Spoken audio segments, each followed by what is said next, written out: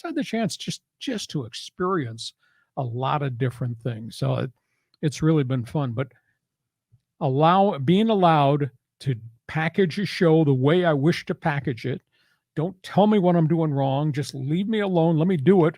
And we'll have revenue success and we'll have rating success. And people will remember what we did forever. They still talk about the junk that I did in Phoenix at KTAR, the legendary news talk station. Mhm. And I can't go anywhere.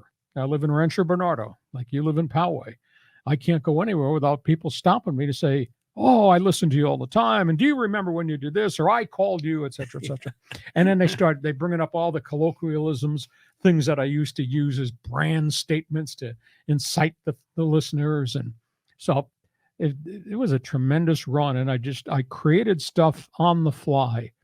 And I know you're going to ask me about uh, how did I develop the psyche of what I was going to do on the show. I drove when I lost my job in Cleveland after the hockey leagues merged, the NHL and WHA. I lost my hockey play-by-play job and my sports talk show job because the station changed format. I got hired immediately to go to Phoenix. And I drove from Phoenix to Tulsa the first day, Tulsa across Oklahoma and Texas, and got to New Mexico the second day.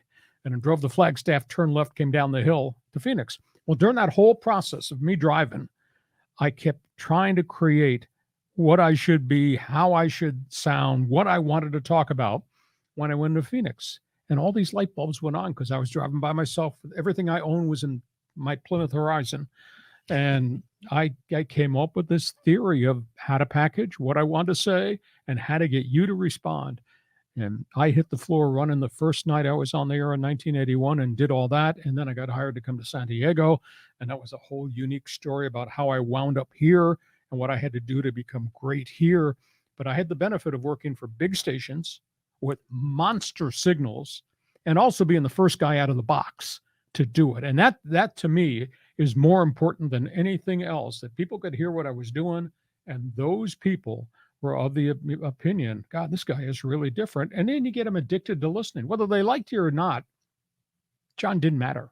As long as they listened every day at 4:00 and as long as they called the talk show. And if I go back in the history of our ratings and revenue success, what we did in Phoenix, we pioneered a great news talk station that still operates to this day.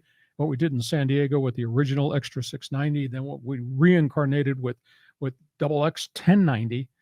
Nobody's ever been able to duplicate that. And it's kind of neat. When I listen, I hear these stations trying to do what we did, and that includes a 9-hour game day broadcast as the voice of the Chargers. And we just did so many cool things. So I'm really proud of where I got to, but also thankful I was really allowed to, don't tell me what to do. This is what I do.